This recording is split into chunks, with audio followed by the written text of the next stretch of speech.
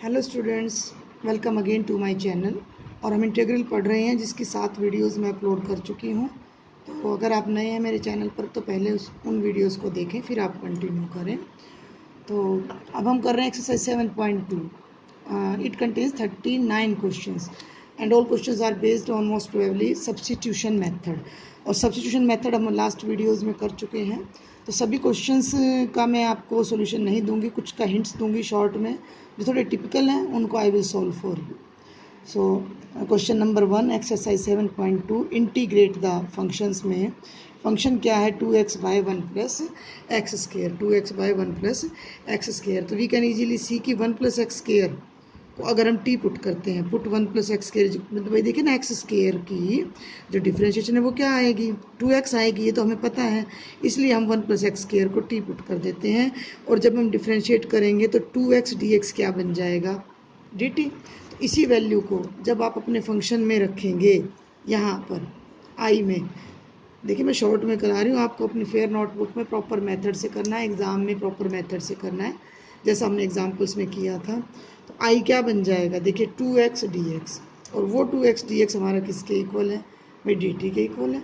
तो इसकी जगह तो ऊपर हमारा क्या आ जाएगा, dt, और इस कंप्लीट टर्म को हमने क्या रखा है, t। It will be 1/t dt, और 1/t हम कर चुके हैं। It will be log of mod t plus c, T को सब्स्टिट्यूट कर दीजिए, log of mod of 1 plus X square plus C. Clear. Come to the question number. देखिए इनमें आपको खुद जितना ज़्यादा आप मेहनत करेंगे इतना ही इजीली आप कर सकेंगे। सेकंड का हिंट देकर छोड़ूंगी, सॉल्यूशन नहीं करूंगी। log x whole square divided by x dx। Idea आ रहा है अब आपके दिमाग में। ये जो x डिनोमिनेटर में है इसे हम 1/x लिख सकते हैं बच्चों। कैसे, log x का होल स्क्वायर, और थोड़ा इसको मल्टीप्लाई में ले गए तो मल्टीप्लाई में, तो ये 1/x dx बनेगा, ये बनेगा हमारा 1/x dx। और log x का जो डेरिवेटिव होता है वो क्या होता है, 1/x होता है, वी ऑल नो। तो हम log x को t पुट करेंगे तो ये कंप्लीट टर्म हमारी dt बन जाएगी। तो ये मैं हिंट लिख देती हूँ आपको कि put log x is equal to t। तो ये जो शॉर्ट में बनेगा ये क्या बनेगा, ये बनेगा t square dt, and you will integrate, it will B, तो ये हमारा क्या बनेगा, T square D T, and integration हो जाएगी t³ / 3 + c, एंड यहाँ पर वैल्यू इसकी सब्स्टिट्यूट कर देंगे। तो ये दोनों क्वेश्चन बहुत ही ईजी थे, हमें बिल्कुल साफ साफ दिख रहा था कि 1 + x स्क्वायर का डेरिवेटिव 2x है, तो हमने 1 + x स्क्वायर को t या z रखा। In the second part log x का डेरिवेटिव 1/x होता है, ये 1/x है हमारे पास क्योंकि x हमारे डिनोमिनेटर में है, तो 1/x होगा। Clear. Now come to the third question. तो थर्ड क्वेश्चन बच्चों क्या है ये, I is equal to 1/x plus x log x dx। अब इसमें कई बार आइडिया नहीं आता कि डिनोमिनेटर में है, log x को करें किसको करें। तो हम पहले एक बार देखते हैं ध्यान से कि इन दोनों टर्म्स में x कॉमन आ रहा है, तो पहले हम इस x को ही बाहर निकाल लेते हैं, इंटीग्रेशन के साइन के अंदर ही यहाँ x कॉमन लिया, तो जब यहाँ से x कॉमन गया 1 left here, and it will be log x dx। Clear. आप इजीली देख सकते हैं ये 1/x और ये 1 + log x। अब ये बड़ा इजी हो गया है कि जब आप 1 + log x को t पुट करेंगे, put 1 + log x is equal to t, and after differentiation, देखिए मैं एग्जांपल्स में आपको पूरी डिटेल में क्वेश्चन करवा चुकी हूँ, तो वहाँ आपको differentiating with respect to t आप लिखेंगे, देन यू विल डू। तो 1 का हो जाएगा 0, log x का हो जाएगा 1/x dx dt। ओके, और I can write it as 1/x dx is equal to dt। इसे हम यहाँ फर्स्ट इक्वेशन में आई में सब्स्टिट्यूट कर देंगे, रिप्लेस सब्स्टिट्यूट, तो क्या होता है कि एक को हटा के दूसरे को वहाँ पर पुट कर देना। तो ये हमारा क्वेश्चन है 1/x, तो इसको क्या करते हैं कि 1/1 + log x को ऐसे लिख लेते हैं, एंड 1/x dx को ऐसे। Now it will be 1/1 + log x t, and this complete term due to this क्या बन जाएगी, dt। अब आप इसे इंटीग्रेट खुद करिएगा, log mod t, t के जगह सॉरी टी की जगह आप ये वैल्यू रख दें 1 प्लस लॉग एक्स। तो इसकी जो इंटीग्रेशन बनेगी वो ये बनेगी log of 1 plus log X plus C. Clear. Now fourth, देखिए ये थोड़ा सा बस यहीं पर हमें खास ध्यान देना था कि एक्स कॉमन आ गया। ओके।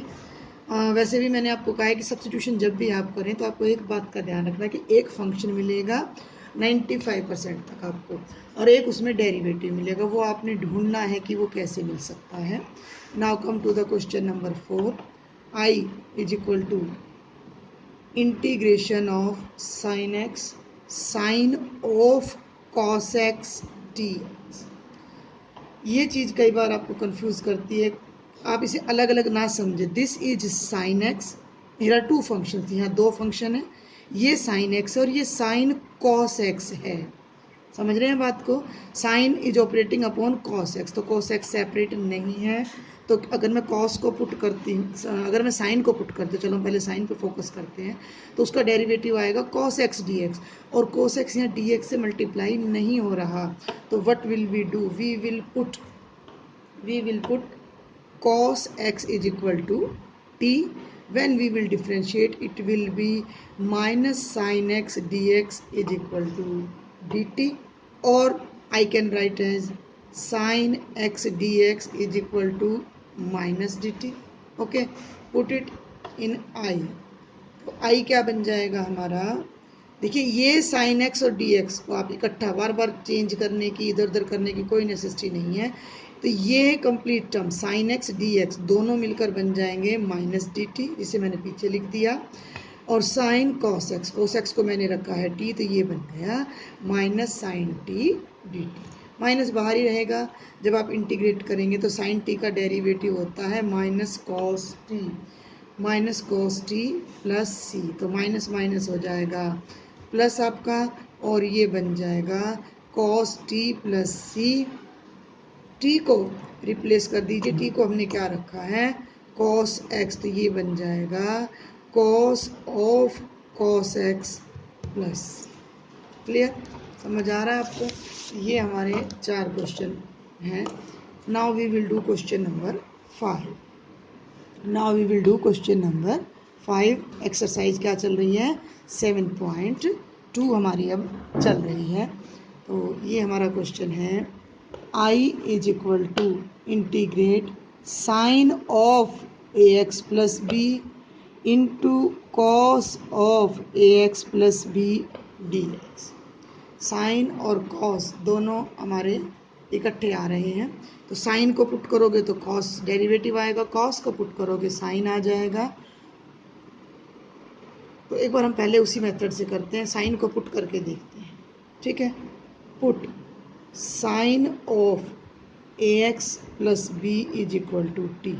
क्लियर, डिफ्रेंशिएट, जब हम डिफ्रेंशिएट करेंगे तो ये क्या बन जाएगा cos of A x plus B and again differentiation of A x plus B. यहाँ आप लिख दिया कीजिए differentiating both sides with respect to X. Clear, तो ये हो जाएगा डी टी, साइन थीटा का डेरिवेटिव कॉस थीटा होता है, लेकिन इंटीग्रल जो है वो माइनस कॉस थीटा होता है। तो ये हो जाएगा cos of A x plus B and A X में एक्स का डेरिवेटिव 1 करके ए रह जाएगा plus 0 is equal to D T, साथ में एक्स का डी एक्स हो जाएगा 1 d x.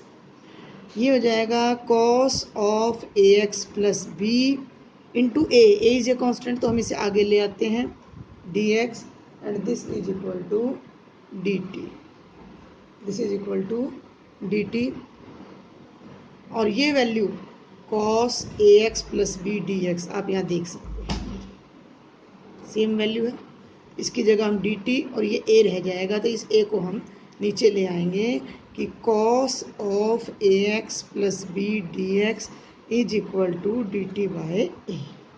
1, this is 2 and students this is 3।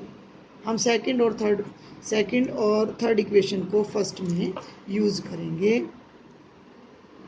Using second and third in 1, I हमारा क्या हो जाएगा, देखिए साइन को पूरे को हमने क्या रखा था टी, और ये पूरी टर्म हमारी क्या आ रही है डी टी बाई ए।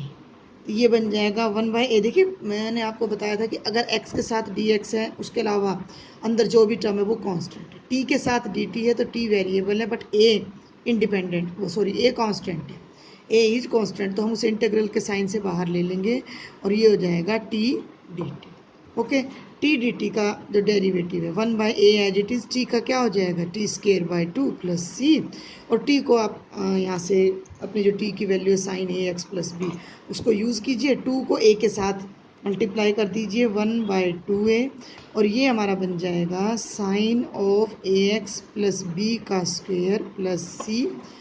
और देखिए ये बात पहले भी आई थी कि जब भी हम साइन थीटा का स्क्वेयर करते हैं तो हम उसे साइन स्क्वेयर थीटा लिख सकते हैं। तो this can be written as 1/2a sine square a x plus b plus C. Clear? इसी क्वेश्चन को आप कॉस को पुट करके भी कर सकते थे, इसी तरह से आंसर आपका सेम आएगा which ever method you will apply. Clear? Now question number 6, exercise 7.2। देखिए जो ये क्वेश्चन अब मैं आपको कराने जा रही हूँ ये है ए एक्स प्लस बी का अंडर रूट डी एक्स। हम इसे डायरेक्ट मेथड से भी कर सकते हैं। डायरेक्ट मेथड से कैसे कर सकते हैं कि we all know that integration of x is to power n D x क्या होता है, एक्स की power n plus one by n plus one plus C. ये होता है एक्स की power n plus one divided by n plus one plus C. Okay, तो ये क्या है, ये जो हमारा क्वेश्चन है ये क्या है, ये ए एक्स प्लस बी की पावर एन है, एन की जगह क्या है ये पावर 1/2 है हमारी, तो हम यही फॉर्मूला यहाँ पर लगा सकते हैं। अभी ये एज ए फॉर्मूला आपको डायरेक्ट मिल भी जाएगा, फर्दर जब हमारा इस तरह किसी लीनियर पर पावर आएगी तो हम उसे डायरेक्ट भी सॉल्व करेंगे। तो पहले हम इसे सब्स्टिट्यूशन से करते हैं, फिर जो आइडेंटिटी डेवलप होगी, जो फॉर्मूला बन के सामने आएगा वो मैं आपको बताऊंगी। यहाँ क्या करो, put a x plus B is equal to t. Okay, put a x plus B is equal to t, differentiating both sides. देखिए इसमें मैं प्रॉपर मेथड से आपको कर रही हूँ, ये सभी में आपने करना है, बिकॉज देखो ऐसा है कि आपने तो पेपर में एक ही क्वेश्चन अटैम्प्ट करना है, और वो अगर फुल मेथड से अटैम्प्ट नहीं होता है तो आपके मार्क्स कट जाएंगे। क्लियर? तो differentiating both sides, a as it is x की हो जाएगी 1 डी एक्स, बल्कि डी एक्स ही लिख देंगे क्योंकि टी साथ में है, प्लस बी का 0 is equal to D t. तो ये बन गया a d x is equal to D T, और हमारे पास तो यहाँ डी एक्स है ना, तो डी एक्स क्या हो जाएगा डी टी, ए यहाँ मल्टीप्लाई में नीचे डिवाइड में चला जाएगा ए। ये जो दो बॉक्स पर मैं बना रही हूँ, ये दो बॉक्स, इन वैल्यूज़ को हम फर्स्ट में पुट करते हैं। From first I is equal to a x plus b का अंडर रूट है, ए एक्स प्लस बी को टी रखा है तो टी का under root d t by a, 1/a को फिर से बाहर लें, टी की power 1/2 d t, single variable single term x की पावर एन की तरह, तो ये हो जाएगा टी की पावर 1/2 प्लस 1 यानी 3/2 बाई 3/2 प्लस सी, और I can write it as 3/2 को उल्टा कर देंगे तो 2/3 टी की पावर 3/2, ये देखिए 2 की पावर 3/2 प्लस सी। टी को फिर से रिप्लेस कर दीजिए, किससे, टी हमने क्या रखा था भाई, ए एक्स प्लस बी रखा था, तो ये हमारा हो जाएगा 2/3 ए एक्स प्लस बी की पावर 3/2, और एक हमने यहाँ पर थोड़ी मिस्टेक कर दी, ये जो 1/a था उसे स्किप कर गए हम, तो ये यहाँ साथ साथ चल रहा है, तो ये जब 2/3 बनेगा तो ये a इसके साथ आ जाएगा, तो ये बन जाएगा 2/3a ए एक्स प्लस बी की पावर 3/2 प्लस सी। ये जो अभी हमने क्वेश्चन किया है इससे हमारी एक छोटी सी आइडेंटिटी और डेवलप होती है कि अगर हमारे पास किसी लीनियर टर्म की पावर n है और dx with respect to x, a x plus b की पावर n dx है, तो हम इसे भी x की पावर n वाले फॉर्मूले से डायरेक्ट कर सकते हैं। कैसे, ए एक्स प्लस बी की power n plus 1 by n plus 1।